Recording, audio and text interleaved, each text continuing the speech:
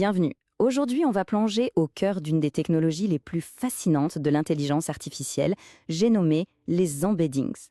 C'est un peu l'ingrédient secret, la pierre de Rosette qui permet à une IA de comprendre notre langage. Ok, alors voilà la grande question. C'est vraiment le défi qui a tenu en haleine les chercheurs pendant des dizaines d'années.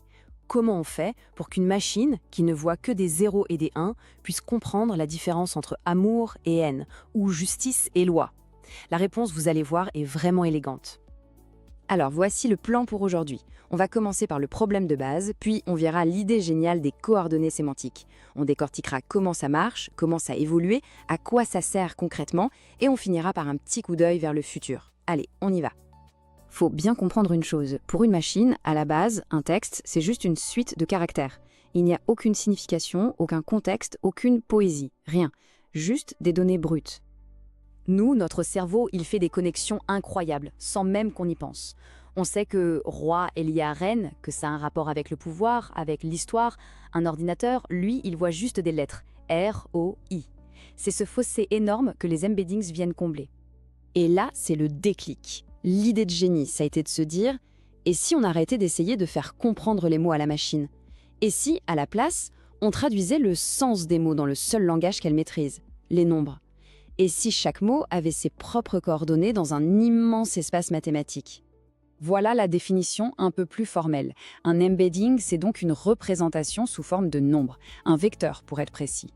Mais le point absolument crucial, la clé de tout, c'est que des choses qui se ressemblent dans le monde réel auront des représentations numériques qui se ressemblent aussi. C'est vraiment l'analogie à garder en tête. Pensez à un immense GPS du sens. Dans cette carte, chaque mot a une adresse précise. Et, logiquement, des mots comme chien et chiot seront des voisins très proches, alors que chien et, disons, galaxie seront à des années-lumière l'un de l'autre.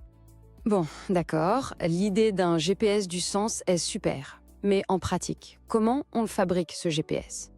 Eh bien, ce n'est pas de la magie, non, mais c'est incroyablement malin. Tout repose sur l'analyse de quantité astronomique de texte. En gros, ça se passe en 3 temps. D'abord, on découpe le texte en petits morceaux, les tokens.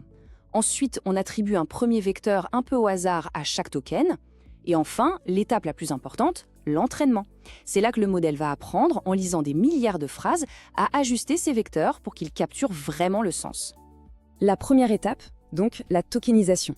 On prend une phrase, par exemple « spam dans ma boîte mail ». On la découpe simplement en unités. Spam dans ma boîte mail. Ce sont nos jetons. C'est la matière première sur laquelle tout le reste va être construit. Et pour l'entraînement, le principe est simple, c'est un peu le fameux « dis-moi qui tu fréquentes, je te dirai qui tu es ». Le modèle va lire des millions et des millions de phrases sur Internet et jouer à un jeu tout simple. Il prend une phrase, cache un mot et essaie de le deviner.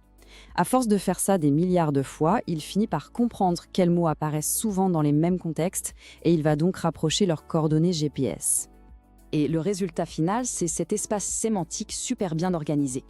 Le mot hiver va se retrouver près de froid, neige, ski, alors que été se rapproche de chaud, soleil, plage.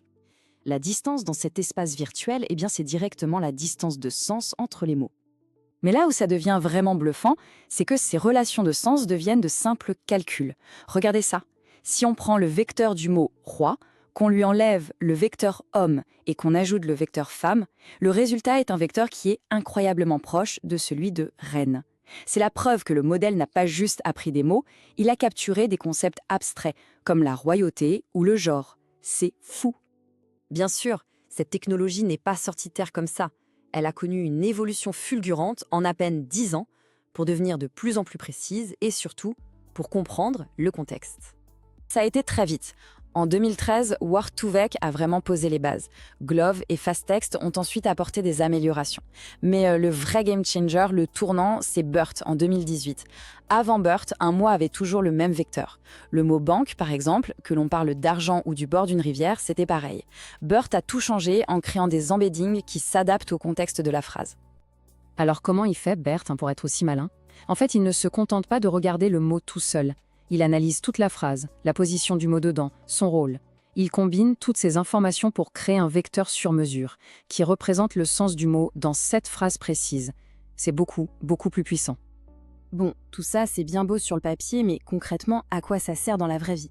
Eh bien, cette technologie est partout, souvent là où on ne l'attend pas. Prenons 2 exemples. La détection de spam. Avant, les filtres cherchaient juste des mots-clés un peu suspects. Aujourd'hui, l'IA compare le sens global d'un email à celui de millions de spams, ce qui lui permet de débusquer des arnaques très subtiles. C'est le jour et la nuit. Pareil pour le regroupement de textes. On peut donner des milliers d'articles de presse à une machine et juste en comparant la proximité de leur sens, elle va les trier par thème, toute seule. Et la liste est encore longue. Quand un moteur de recherche comprend l'intention derrière une question plutôt que de juste chercher les mots-clés, c'est grâce aux embeddings. Quand une plateforme de streaming recommande une nouvelle série, c'est parce que son vecteur de sens est proche de ceux qui a déjà été vu. Traduction, analyse de sentiments, tout ça, c'est propulsé par cette même idée. Jusqu'ici, on a surtout parlé de texte. Mais la prochaine grande étape pour les embeddings, c'est de faire tomber les barrières entre les différents types de données. Imaginez une seconde.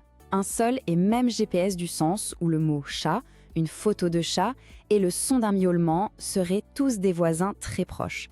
C'est ça le concept d'embeddings multimodaux. Eh bien, c'est exactement vers ça qu'on se dirige avec les derniers grands modèles de langage, les fameux LLM multimodaux. Ce sont des IA qui ne se contentent plus de lire, elles voient, elles entendent et surtout elles comprennent les liens entre toutes ces informations. On se rapproche d'une compréhension du monde qui est beaucoup plus proche de la nôtre.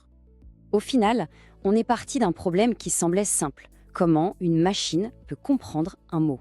La réponse, les embeddings, a ouvert un univers de possibilités absolument vertigineux.